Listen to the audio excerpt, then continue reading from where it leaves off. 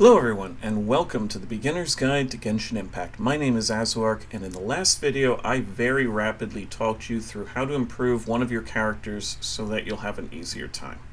A little too rapidly, considering there's a bunch of details we've missed out on. I really just wanted to sneak in a quick mention at the end in case you immediately went off into Data Upa Gorge and got destroyed by level 20 enemies. So let's dive back into the super basics of character building. Please note that everything I say here is the good enough for now version, and I will need a dedicated video or 12 on just about every aspect of today's guide. First, let's talk about team building. Long term, you want to have 4 characters who work together to either strengthen each other or shore up weaknesses, and you want to be able to use all 4, swapping back and forth between them fluidly throughout combat. Right now, though, you don't have very many characters or resources. So my recommendation is to focus on one character and make them strong enough to carry you for a little while. One thing I definitely do not recommend, strong emphasis, is trying to level every character on your account equally. And I'll talk about why someday, but trust me when I say it will hurt you in the long run. Again, rule 1 is play how you want to play, and leveling everyone across the board is just part of some gamers' DNA. But having 8 characters ever so slightly leveled is worth way less than having just one character fully leveled. So the first thing we need to do is pick a character, or possibly 2 to focus on. If you haven't touched the gacha yet, now might be a good time to do at least your first set of free pulls on the beginner banner. With at least Noelle on your roster, you now have 5 options, and someone will have to hit the bench. Noelle can heal, by the way, so you definitely want her. In terms of picking who to focus on, my order of recommendations goes Kaya, Noelle, Lisa, Traveler, Amber. If you get another character who seems like a decent damage dealer, pick them. On my new account, I got Diluc, which was like winning the freaking lottery, so of course I'm going to go with him. And we need to pump up somebody because it will make the current content you're going through trivial, but also you've probably wandered just outside the newbie area and hit enemies that were 10 levels higher and sponged up all your damage. You need more oomph to fight them, or as Paimon would say, a certain boom shakalaka. And there are 5 ways to improve a character's power: level, weapon, artifacts, talents, and team synergy. We're going to focus on the first 3.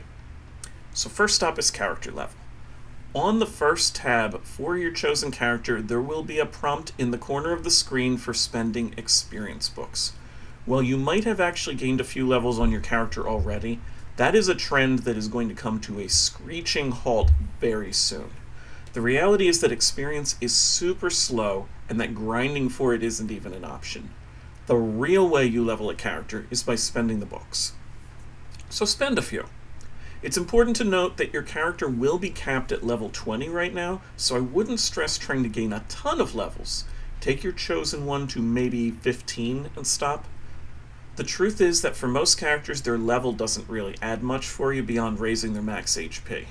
The stat we really want to focus on is attack, and you get almost none of it from character levels. Instead, you should focus on your weapons. By now, you've surely picked up a few 3-star weapons, and maybe even higher. You will get a free 4-star sword when you reach Adventure Rank 10, so if you decide you want to wait until then, that's cool too.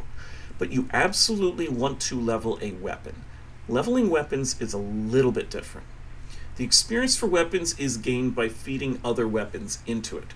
So toss all your 1-stars into your new weapon, as well as maybe some enhancement crystals, which serve as free weapon experience, and take it all the way to 20, or as close as you can get. Unlike your characters, weapons aren't going to passively gain experience, so you might as well go right to the cap and get the maximum benefit right away. When you get to Adventure Rank 25 and you can raise the cap, leveling your weapon further should be your highest priority. I cannot understate how much value and efficiency you get from improving your character's weapon. And the final component we want to talk about is artifacts. This one's going to take a little longer to go over. Artifacts have a bunch of attributes. First, they can be 1, 2, or 3 stars. Eventually you'll get 4 and 5 star artifacts, but right now we're happy just to have anything at all. Second, they can be equipped to 5 different slots, which are all kind of the same but also different at the same time. Each artifact is for a specific slot. The third important part is the main stat. At the top of the artifact's description is an attribute that changes from artifact to artifact. It's important to note that the first slot, the flower, will always be HP, and the second slot, the feather, will always be attack. Remember that in a minute. Fourth, some artifacts have substats. You'll need to look at least a 2-star artifact to see this, but artifacts can have additional smaller bonuses to other stats listed below. And finally, every artifact belongs to a set. Sets start off kinda important, and then they become pretty unimportant for a while, and then once you start getting 5-star artifacts, they suddenly become extremely important again. So for right now, I wouldn't stress the set bonus too much, except that getting the 2-piece bonus for the adventure set is kinda nice for now.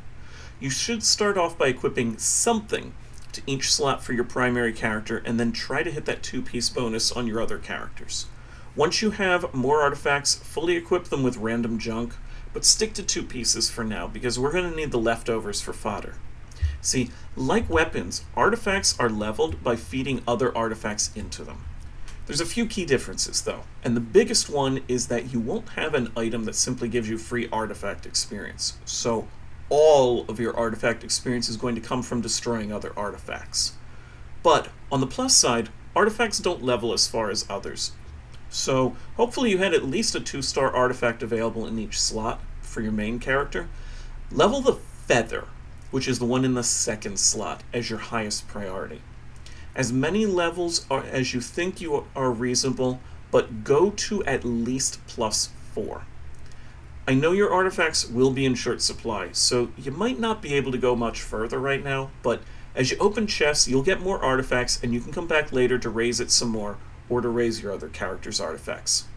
Okay, now, pop quiz time. Why did I tell you to level specifically the feather? A little earlier, I told you that the feather only ever has a main stat of attack. And guess what we really want to get a whole lot of, more than anything else right now? Exactly. So if your other artifact slots have a bonus of attack %, you might consider leveling them a little, and the first slot, which is always HP, will help with your survivability. So I'd also try to raise that one a bit. But once you've done that, your next priority, and you might not have the resources to really commit to this right now, is to give some of the same treatment to your second character. Not a whole team, just a backup character. Because imagine you picked Lisa as your primary character who only does electro damage, not even physical, and then you have to fight an electro slime. They're immune to electro, by the way. So what are you going to do? I promise you want to find a second character in a different element to have as someone you can swap to. I suggested them before, but Kaya and Noelle are both good for this role as well for different reasons. Kaya's skill is on a very short cooldown, meaning you can use it pretty often, and to do her healing, Noelle needs to be on field and also have her shield up. Taking just these actions on your carry, leveling your weapon and your artifacts, and to a lesser extent the characters themselves, will be completely game-changing for you in terms of how long combat lasts. Obviously, there's much more to say about these game systems, but that goes well above what you need to know for now. Instead, we can turn our attention to the other billion questions you likely have. So, thank you for watching, and I hope to address those in the next one.